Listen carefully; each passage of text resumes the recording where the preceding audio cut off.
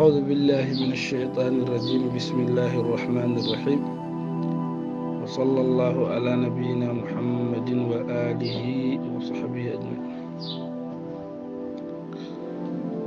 شأنوي وجيء باللائين كالذين ونطقوا بالواو رافعين، وربما قالوا لذي لذان الذين مع لاتي لتي لتان، باللات واللاء التي قد جمعا واللائك الذين نزرا وقع. وجيء أدام باللائين يا اللائين كالذين الذين ونطقوا بنقولي بالواو واو والحال رافعين، ودي بنقد واو إنبيا اللاؤون no allazun wireten ɗum kadi addama. وجيء أدام باللائين كالذين كقوله هم اللاؤون فك الغل عني بمروى والشاهجان وهم جناح. وقد تهذف نونه كقوله هم اللاؤ يعود الحلم فيهم ويعطون الجزيل بلا حساب.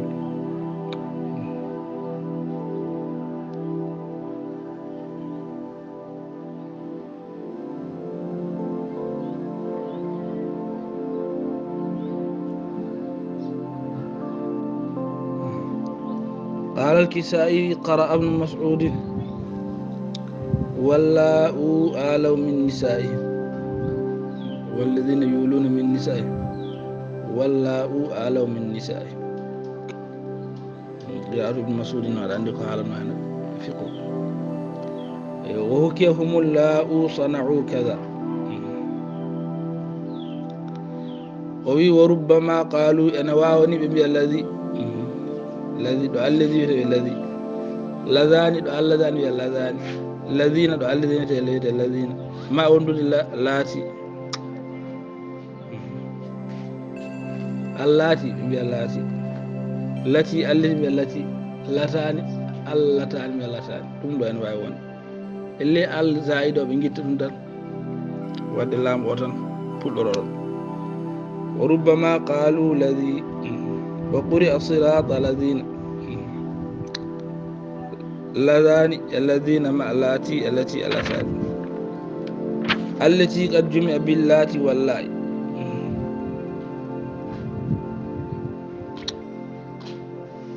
التي قد جمع باللات واللاء والأولى كاللاء مجبن أولى مجبن تلاء.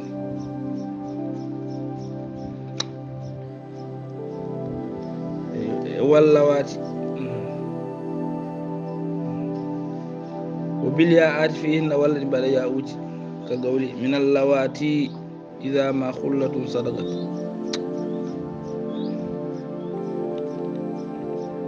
من اللواتي إذا ما خلة صدقت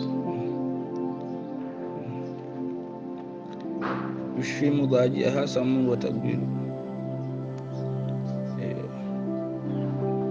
والله قد وقع كالذين نزرا أي ضعيفا قليلا كقولي فما آباؤنا بأمن منه علينا الله قد مهدوا القدور. والله يعني جوغا معنا الذين. وقوله من النفر الله الذين هم إذا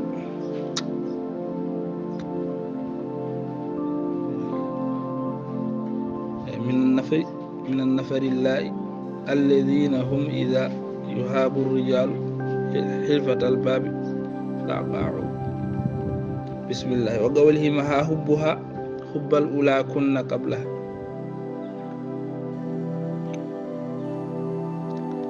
وحلت مكانا لم يكن حل من قبل.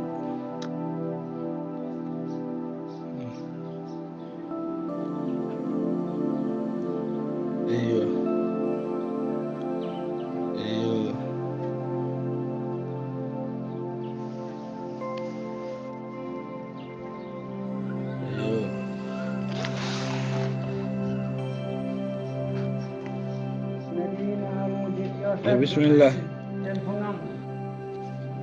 بسم الله. ما حبها حب الأولى اللي أودو أولى كو أكسوتان كو حالنوكو وانا وين والله دي جونو ما الذين ودي الأولى كدين أرمانا ورجم التي أدين قص نديرها ما حبها حب الأولى كنا قبلها وحلت مكانا لم يكن حل من قبل.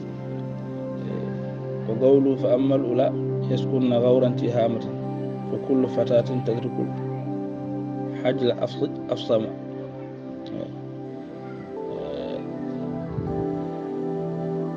وقولي تروي عيون الله لا يكتمون ويروى برياها الضجيع المكافئ. وتبلي الأولى يستلئمون على الأولى تراهن يوم الروع كالهدى القبل. يلو من مسألة جفوف معنى الأولى إن أرى معنى لو التي أرنا إنه الله يعرف معنى الذين. وهكذا تنوي اللوائي كان أرى ممدودا والله أو الله جميعهم دفوف رواب كبر ديدو فوف إنغرا نقول جمعوج. كذلك الله آتي بالبناء أو بالضم والكسرة مغربا روا. كذلك الله آتي بالبناء أولا بالضم والكسرة مغربا ونورجو ورجم أن سابد رافين الضم ونسمير جر الكسرة.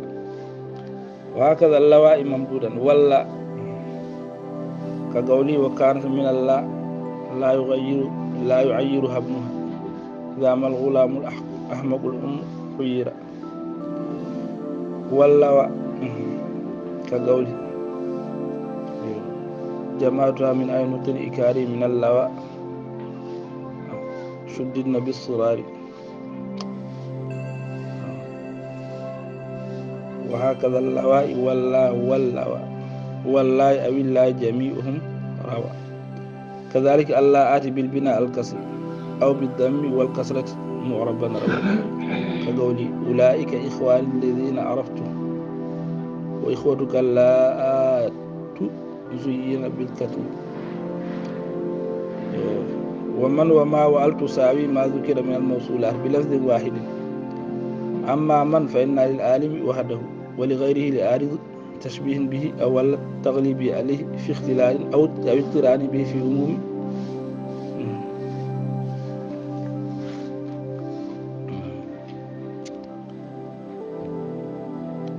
في عموم فصل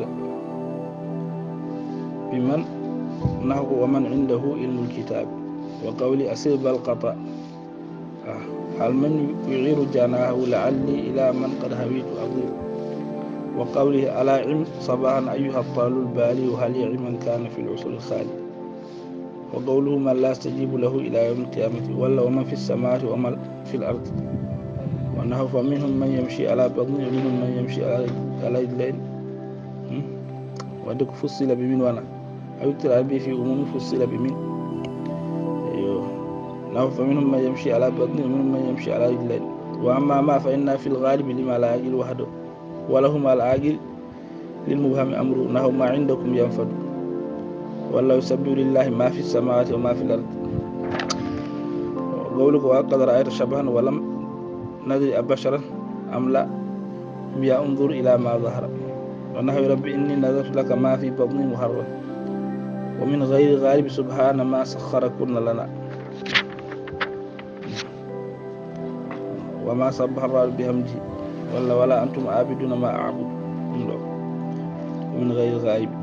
وأما ألف إنها لهما وليست موصولا حرفيا خلافا للمازن ويرد أنها لا تؤول بالمصدر هون ويرده. ومن وما وأل تساوي ما ذكر وهكذا ذو عند طيب كقوله فإن الماء ماء أبي وجدي وبئري ذو حفرت وذو طويت.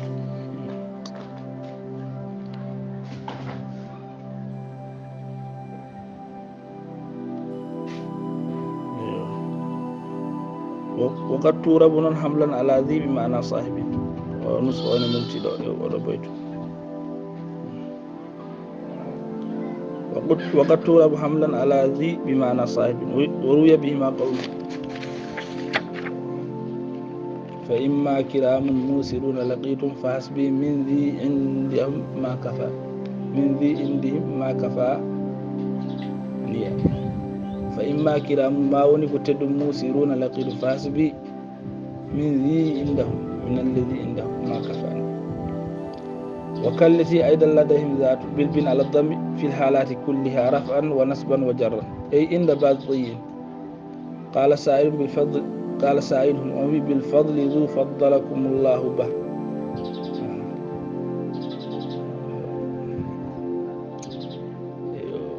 بالفضل ذو فضلكم الله به والكرامة ذات أكرمكم الله به بالفضل ما نياغرو من برال ذو الذين برال فضلكم الله به والكرامة ما نياغرو من كرامة ذات بمعنى التي أكرمكم الله بها ويبه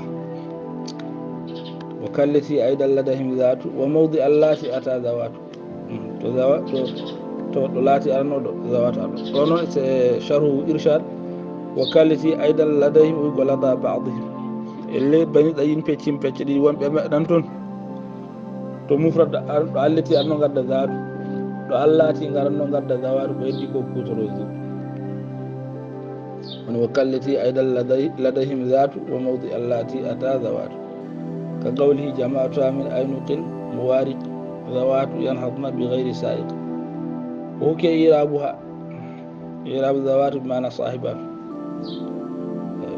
kutoroji wa adlaqa ibn usqur alqawla fi tathniyati dhu wa dha wa jam'ihima on wellit wi wana zutan ene jam'ina ene wadi tasni dum on adlaqa ibn usur alqawla fi tasniyati zu wa za wa jam'i mafuf wa mithlu ma wa yakunu ma'ani za kon ba'da mastifham aw man idha lam tulgha fi al-kalam wa mithlu ma fi ma taqaddama wa anna tustamal bi ma'na alladhi wa furu'ihi bi lafdhin wahid wa bina'iha wa maji'a li ghayri al-aqil hadha idha waqata ba'da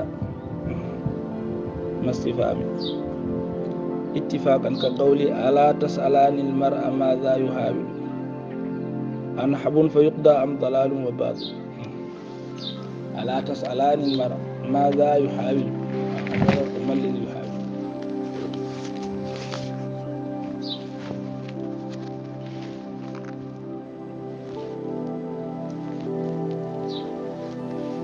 ومن ذا أكرمت زيدا أم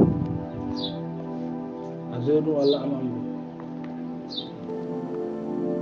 ومن الذي أكرمت زيد أو أمر ثم مثل ماذا بعد استفهام أول من إذا لم تلغى في الكلام وإلا سوى لا مفعلا والمراد بإلغائها أن تجعل مع ما أو من اسما واحدا مستفهما به كقولي أما ذا تسأل وقولي يا آل تغلب ماذا بال نسبة لا استفدن إلى الزرين تحنانا وقولي وأبلغ أبا سعد إذا ما لقيته نذيرا فمن ذا ينفع نذير ويترجح الإلغاء في من ذا الذي يطلق الله قدرة وقولي فمن ذا الذي يشفي من الحب بعدما تشريح بطن فؤادي وباطل وقد تدعو موصولا أو نكرة موصوفة وعليه ما بيت الكتاب كأي ماذا علمت سأتقيه ولكن بالمغيب نبيه والكوفي لا شرط تقديم من ولا ما ولا ذا من أسماء الإشارة بكر صاحب الكفر محتجا بقول حدث مالي عباد عليك إمارة أمنتي وهذا تحملين طريق والذي تحملين ومن والكوفي لا شريط تقديم من ولا ما كدي ولا حيزاتا وما تلك بيمينك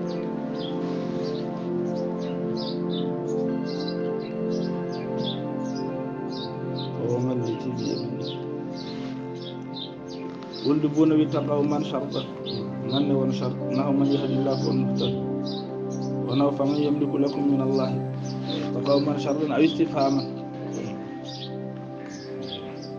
نكرة موصوفة كفهم يعني قوما شرا هو أنه يهدي الله فوق المختار أو استفهاما أنه فمن يملك لكم من الله شيئا نكرة موصوفة مواد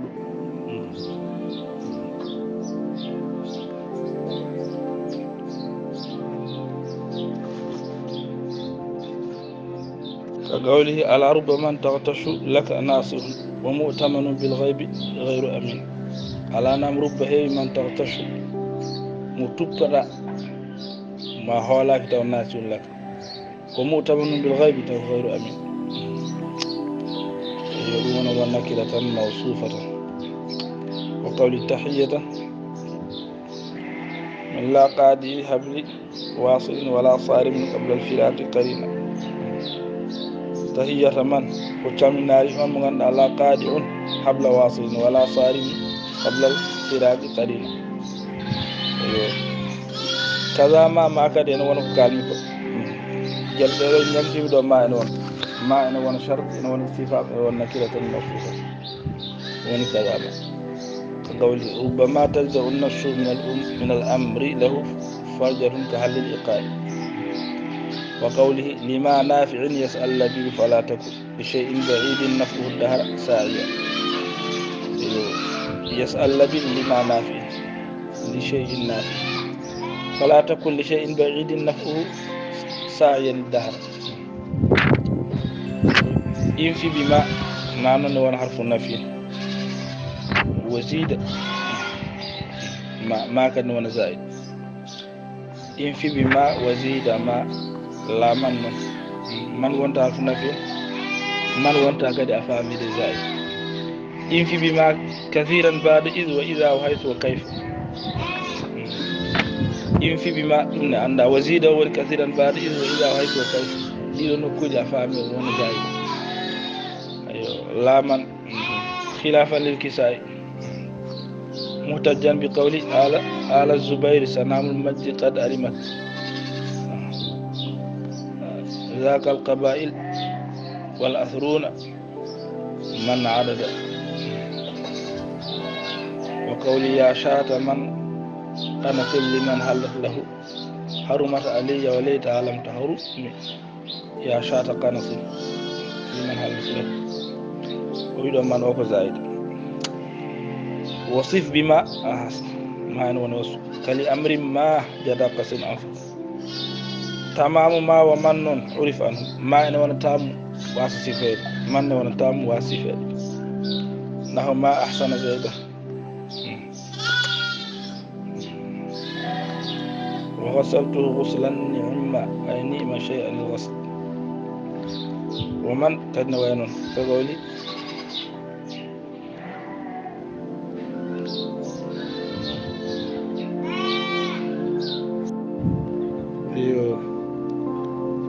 تمام ما ومن أنهم عرف أنا وين نقول له جمل ونعم من هو في سر وإعلان وكلها هي الموصولات وكل الموصولات هي الموصولات الاسمية نفسية كانت أو مشتركة يلزم بعده صلة والدوي لا قبله صلة أدراك موصول لأنها تمام كدو منزلة عجزه بلاس عجز أجوجي صدر عجز وانا سموصل وني صدر كم كون عجز على عندي عجز أترك صدر وشرطها شرط ما كنا أن تكون يلزم بعد صلة نون صلة تعرفه وتتمم معناه صلة ونون أن تكون مشتملة على ضمير لائق أو مطابق للموصوف والموصول وفي الإفراد والتذكير وفروعهم وقد يخلف الظاهر اسم الظاهر درتون كقوله فيا ربي ليلى أنت في كل موطن وأنت الذي في رحمة الله أطمر في رحمته وفي رحمة الله وقوله سعاد التي أضناك حب سعادة أي